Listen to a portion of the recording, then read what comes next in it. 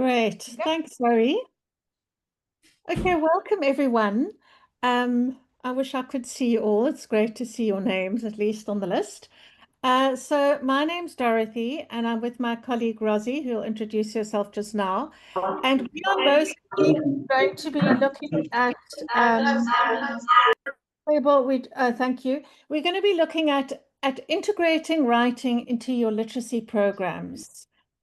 So my background is an English teacher, and then I've studied literacy and applied language studies. And then I'm not sure if any of you know Funza Literacy Trust. Um, you could give a thumbs up if you know it, but we were there for quite a long time. Rosie and I were both co-founders, and now we run a little organization, growing organization called Write for Life, which is looking at writing. And hopefully you're going to find this very useful. This is going to be just a little taste of the kinds of things that we offer. So we obviously can't do a huge amount in this short time, but it will hopefully give you some ideas and something to think about. Rosie, do you want to add and say hello or anything from your Yeah, side? hi, I'm Rosie, and as Dee said, I worked for Funza as content manager. Over many years, I've helped young writers, mentoring writers. So writing's a big part of my life. I'm a writer myself, and also have a teaching background in primary. But I've done a lot of different jobs over the years, editing, writing, mentoring, etc. And I'm very excited to be part of Write for Life now. Yeah, that's me. Uh, Sorry, I'm just trying to get to my things I can share.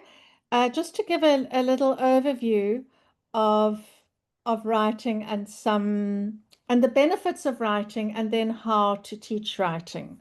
So we've looked at some challenges.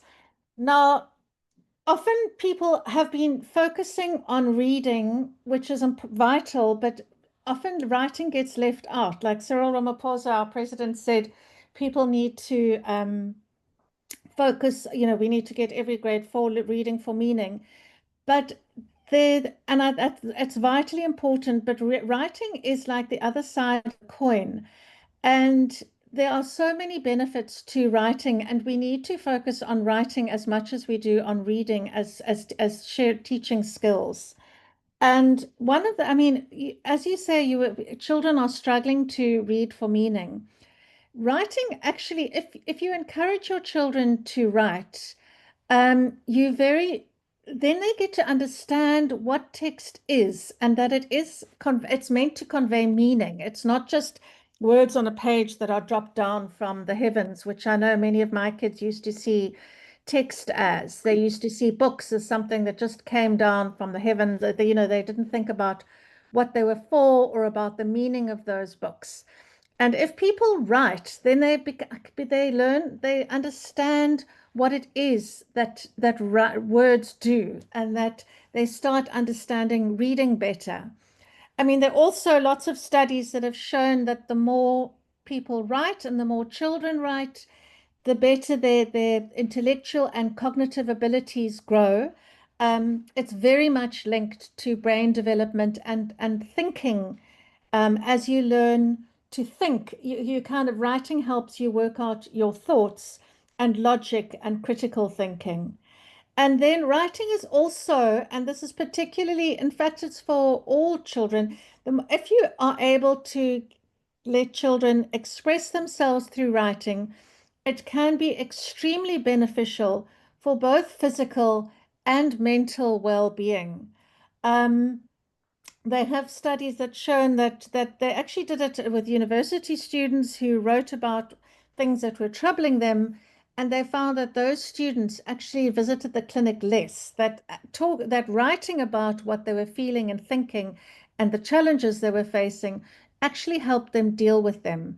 And for those of you who've got older children, there are various interesting techniques that you can use to get them to write, to express themselves, which I don't think we'll have time to touch on, but it can be a very on this session, but it can be a very powerful tool.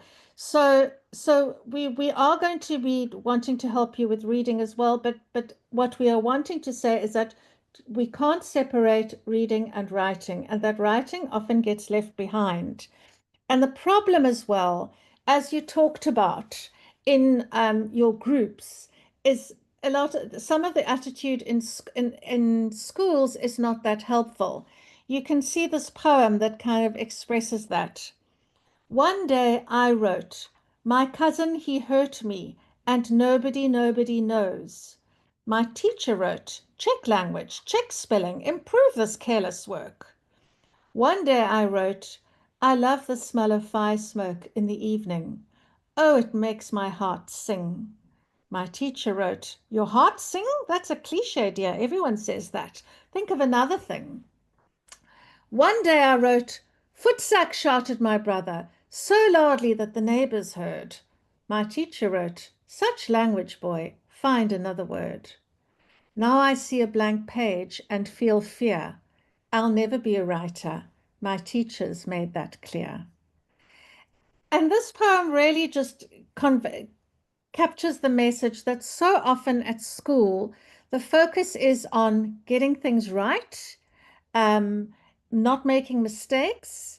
And so there's a lack of understanding of what writing actually is. Um, so I don't know if any of you want to add any comments as we're going along about whether this poem um, resonates with you. Um, that we kind of asked, sorry, the problems are that our children become frightened and only focus on mistakes. So there's a focus at school on product before process. Corrections and perfection come later, that they're not, that there's no separation. There should be a separation of the process of writing and the product of writing. But that doesn't happen at school. And in fact, often kids will do a mind map after they've written their essay just to get points because they haven't really learned how to plan. That teacher was also not responding to the actual meaning of the text. And the meaning is the whole point of writing. And that's kind of what you want children to learn, that writing is a form of communication. Just like reading is a form of communication, writing is communicating with the reader. Um, and that's what writing is about. It's not a test to get things right or wrong. And there's also so many of these writing activities are not related to the learner. So there's no recognition of the learner and their lives and what they are bringing. And that's a huge problem in schools, is that we just see children often as, or schools can just see them as problems, and they don't have enough. They don't have enough, and we've got to fill them up with facts and information. But actually, learners can bring to the classroom. They can bring their languages, they can bring their understandings of things, and these are not recognized enough in classes and school. And also no understanding that literature and writing can reflect a living language. Footsack. If that's what somebody says, it can be written down in a poem or an essay, because literature is not just a dried up thing written a long time ago. It's about making meaning now of our lives. So, what we're going to do today is just look at the research has shown that, and I'm just going to whiz through those because we're actually going to demonstrate them. That tips for teaching writing are these, is that you need to use topics that are meaningful to young people. Because if you're writing about what you know about and what you care about, then that's one obstacle removed to writing, and it helps you start seeing yourself as a writer. The other one is use model texts and scaffolds. Model text, nobody is born knowing what a good essay or a good story is. You have to learn it, and you learn it by reading it and seeing it. So to write, you also need to read and be shown good examples of reading. Another one is to talk about writing, and seeing yourself as a writer is so important. As you know, with after school, it's like your children's attitudes are crucial to how they learn. And if they just see writing as a chore and something boring and difficult and alien from them that they can get wrong, then it's not helpful educationally. So the more we recognize our children as writers and celebrate them as writers, the better their writing will become. And the more that they enjoy writing, the more they'll do, and then the better they'll become. Then, as I touched on earlier, you teach process explicitly. So you don't focus on the product. You first teach how to write a piece of writing, a paragraph, a sentence, and then later you can focus on editing. For those of you who are doing high school, there's a fantastic tool of free writing, which I don't think we'll manage to get to this today, but it covers a lot of these topics about as people learn, as they just write what's on their mind. And then a really important one as well is nobody does in the real world, people write for others to read. They don't just write for their school teacher to put it in a book and get a mark. That's not real writing. So it's really important that we give our young people an opportunity from grade one, grade two, to share their work, to see themselves as writers and share their work. And lastly, if we are teaching writing and reading, we also need to be readers and writers. Preachers need to be believers. And so I want to, if we get time, we'll do it at the end. I want to encourage all of you to develop a writing practice because it can be incredibly empowering and help with your own self-development and your own growth. So, but we'll get to that later. But now, enough of me talking a talking head. We are going to write a poem. You are going to write a poem. We are going to write a poem.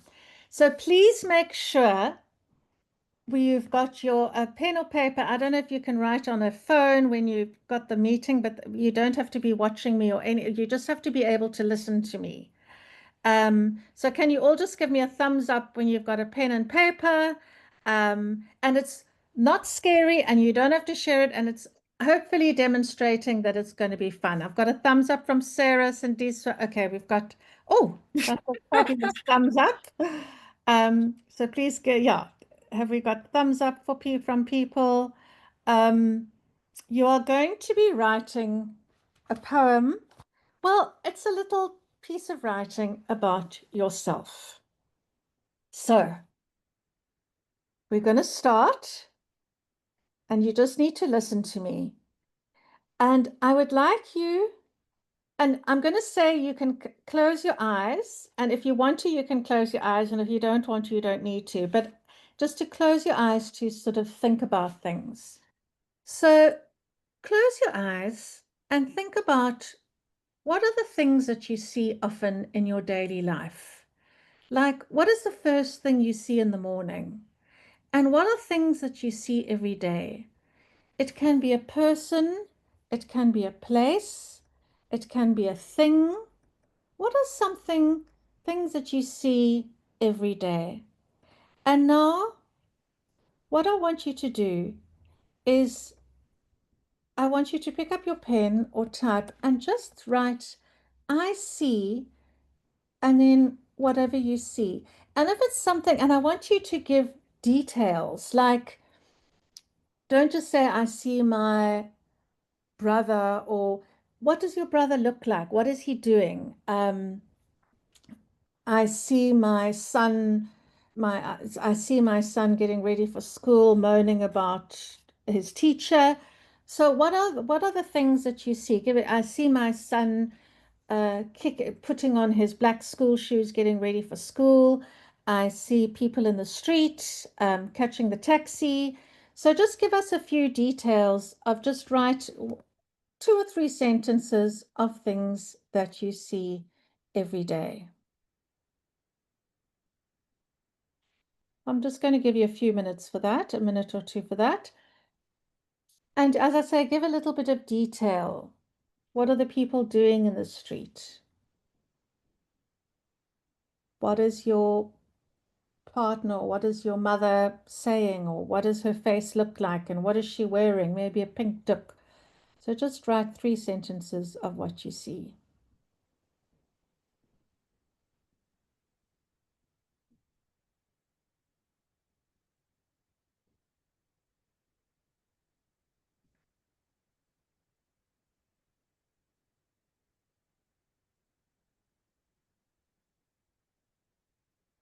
Give me a thumbs up if you've written two, when you've written two sentences. And don't overthink it. It doesn't have to be detailed or anything. Just do it basic. It can be very simple and short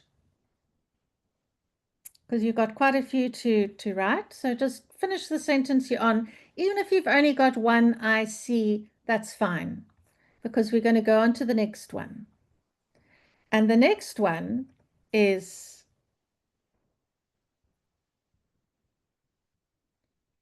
close your eyes and think about I hear.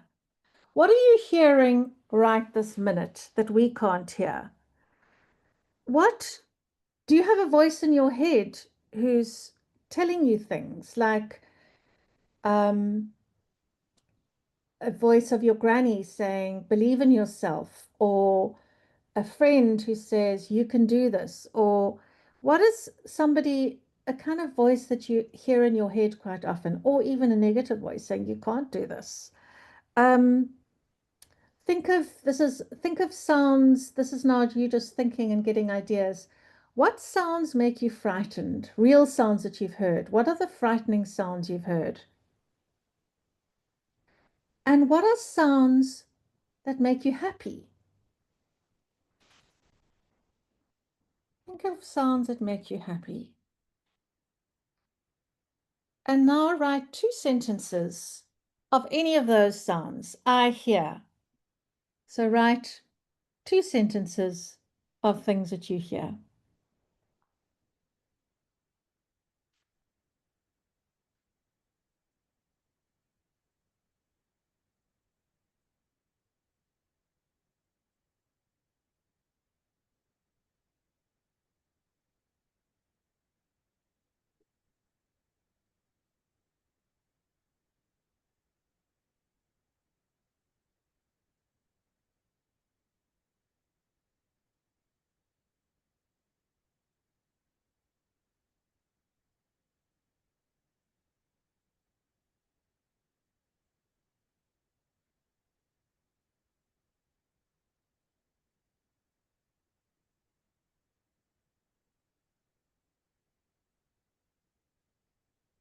Okay.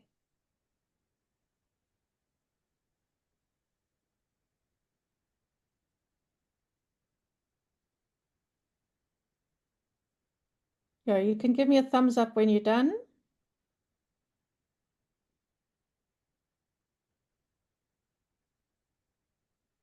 Even if you've only got one, that's fine, because we can go on. What is something that you carry physically every day? Your bag of books. And if your bag of books is, what are the books? What are the books that you're carrying? Is it your laptop for work? Is it the books that you're going to be reading? Is it the textbooks for your group, your after school group? What is something you carry every day? It can be your child, it can be the dishes to the sink. What is something you physically carry every day? Write that down. I carry dishes to the sink. I carry my small child my little girl when she gets tired. I carry my laptop and my workshop notes for my after school program. Anything you carry every day.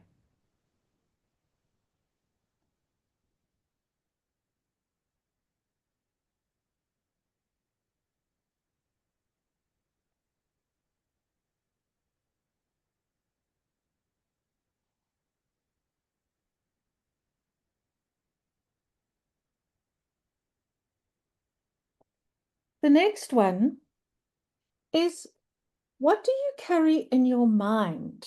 So that's a physical carry that you've just done.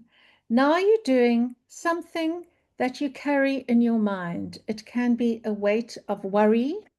It can be your hope for the future. It can be something. What do you carry often in your mind? There's no right or wrong. It's you, whatever the first thing that comes to mind. Don't overthink it. We're just going with the flow here. What do you carry every day in your mind? Worry about my sons. hope for my son's future, worry about Donald Trump. What do you carry in your mind?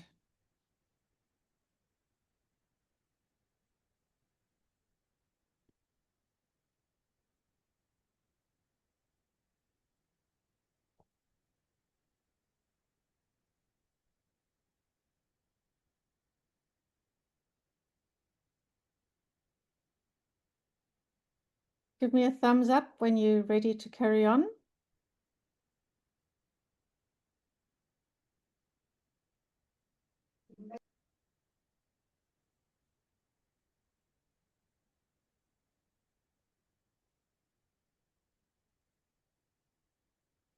The next one is I want you to close your eyes and remember what what smell or taste makes you remember being really young and small? And or when did you first feel proud of yourself? Or what do you remember that other people have forgotten? So just write 1 or 2 lines of I remember. Think of smells from your past or tastes. I remembers my mother's macaroni cheese.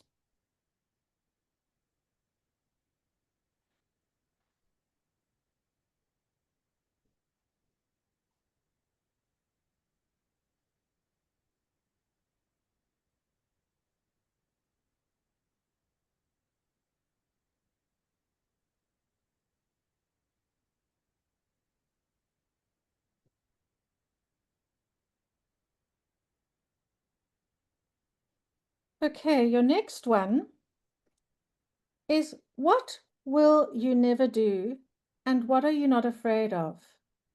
Or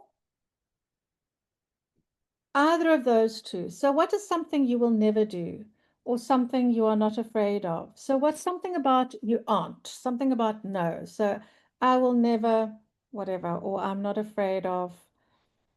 So just I will not. So just choose one of those or two if they come to mind.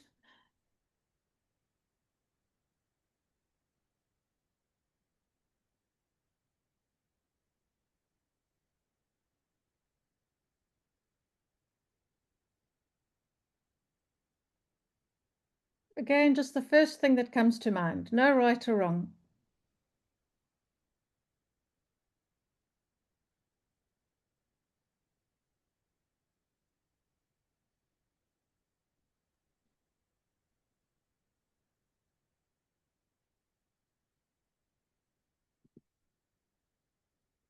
And lastly,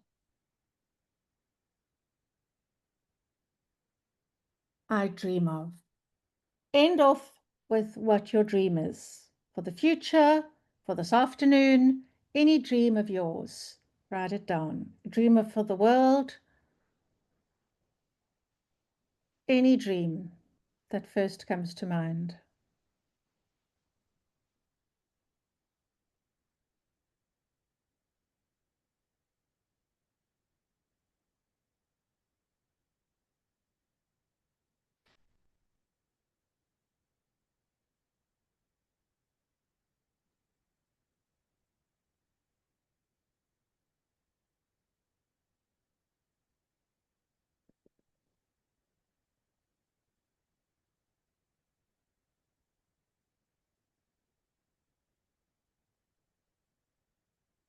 Have you written it all? Once you've got it all your sentences there, read over them and decide which ones you like the best.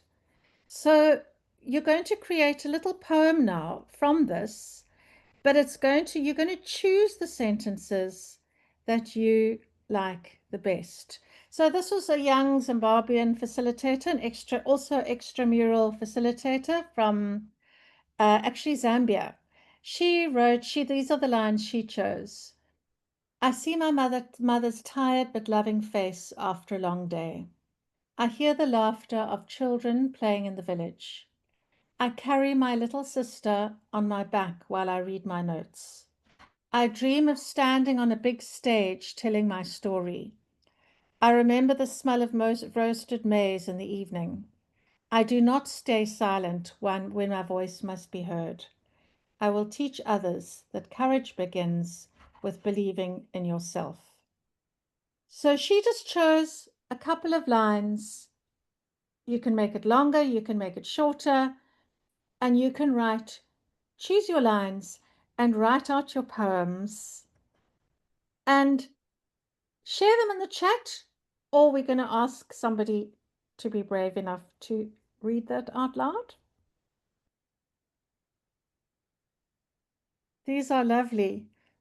I see many people walking and waiting in assorted lines and queues, endlessly waiting, endlessly following the cheese in this big rat race. I hear all sorts of car sounds coming from all sorts of vehicles. I carry the weight of my feet. I carry the weight of my own doubt. I will never be quiet in the midst of unfairness and injustice. I dream of a peaceful society. Lovely. I see scenes of peace across the road by the sea. I see within an hour of the previous scene backdrop images of poverty, kids quitting school, youth yearning for employment of any kind. I carry uncertainties of the future, both for me and the community I serve.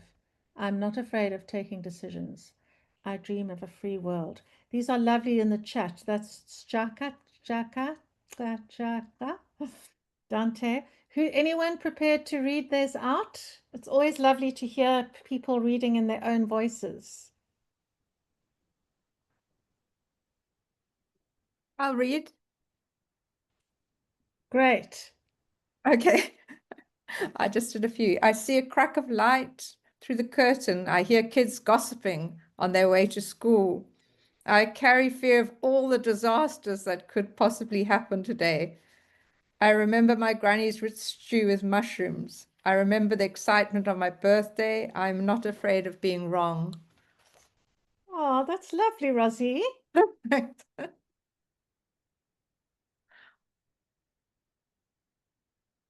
We need can we at least one or two? I'll go. Yay. Sebolelo, take it I away. see people walking to college with big smiles of hope upon their faces. I hear the trees being moved by the wind, making swishing sounds. I carry the weight of worry of being enough. I will not let myself down. I dream of being content and at peace with myself. Yes. Oh, that's lovely. Thank you. Oh, Sebola, that was beautiful. Tabiso, let's hear yours. Okay. I see my pretty sewing machine and skateboards looking at me as I awake. I hear songs of worship as I go into the other room. I carry my laptop with me as I finish unfinished projects. I worry about making clothes as I finish my projects. I will never stop learning as I dream of traveling the world on my skateboard whilst wearing the clothes that I made myself. Oh, that's so lovely. And you just get a little insight into everyone in the character, the different people.